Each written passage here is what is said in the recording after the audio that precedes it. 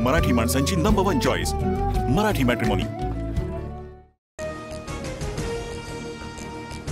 मराठी व्यापाऱ्यांनी केलेल्या शक्ती प्रदर्शनाला प्रत्युत्तर म्हणून मीरा भाईंदरमध्ये आज मनसेचा मोर्चा। मोठा पोलीस बंदोबस्त तैनात, जमावबंदी आदेश लागू।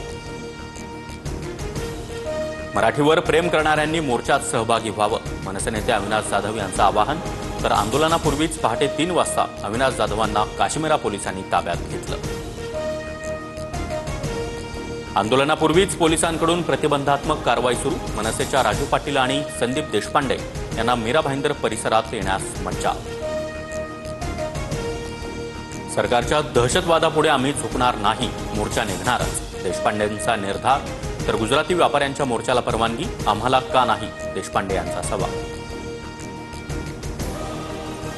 बिहार निवडणुकांमध्ये फायदा व्हावा यासाठी महाराष्ट्राला अशांत करण्याचा भाजपचा प्रयत्न, निशिकांत दुबेच्या वक्तव्यावरून संदीप देशपांडे यांचा आरोप। सर्व भारतीय भाषा राष्ट्रीय भाषा आहे, भाषावादावर राष्ट्रीय स्वयंसेवक संघाची भूमिका। प्राथमिक शिक्षण मातृभाषेतच मिळायला हवं, संघाचे अखिल भारतीय प्रचार प्रमुख सुनील आंबेकरांचं वक्तव्य। भाजपच्या त्रिभाषा सूत्राला राष्ट्रीय स्वयंसेवक संघाचा विरोध, मग फडणवीस मराठी माणसावर हिंदीची सक्ती का करतात, संजय राऊतांचं ट्विट करत मुख्यमंत्री फडणवीसांवर निशाणा।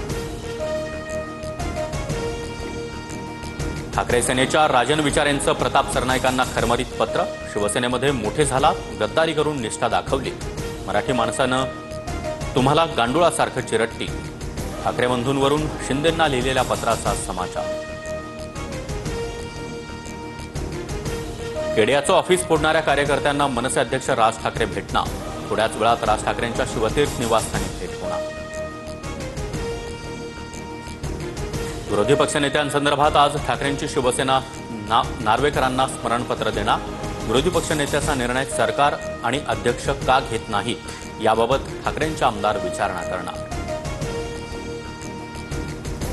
स्थानिक स्वराज्य संस्थांच्या निवडणुका आपल्यासाठी महत्त्वाच्या, महायुती म्हणूनच निवडणुका लढायच्या, सर्वांना विश्वासात घ्या आणि कामाला लागा, वर्षावरील बैठकीत फडणवीसांचे मंत्र्यांना आदेश। नाशिकमध्ये पावसाचा जोर काहीसा ओसरला, दुतोंड्या मारुतीच्या छातीपर्यंत पोहोचलेलं पाणी आता कमरेपर्यंत, गोदा घाटावरील मंदिरं मात्र अद्यापही पाण्याखाली।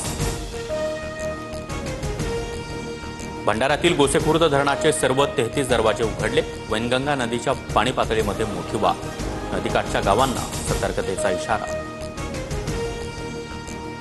नागपूरसह परिसरामध्ये आज दुसऱ्या दिवशीही संततधार पाऊस, 9 जुलैपर्यंत मुसळधार पावसाचा अंदाज। नागपूर, चंद्रपूर, भंडारा, गोंदिया आणि गडचिरोली या जिल्ह्यांना ऑरेंज अलर्ट जारी।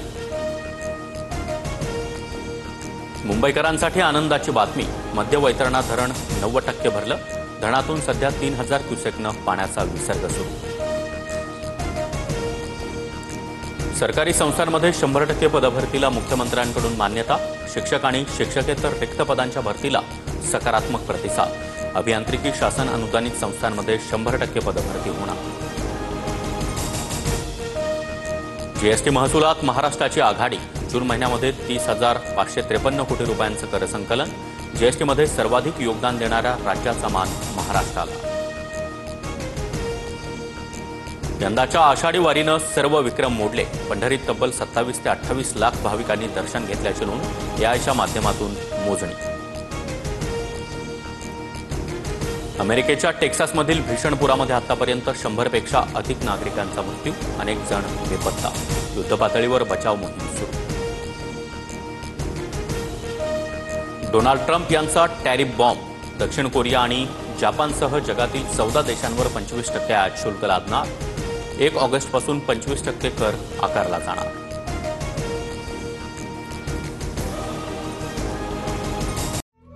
मराठी माणसांची नंबर 1 चॉईस मराठी मॅट्रिमोनी।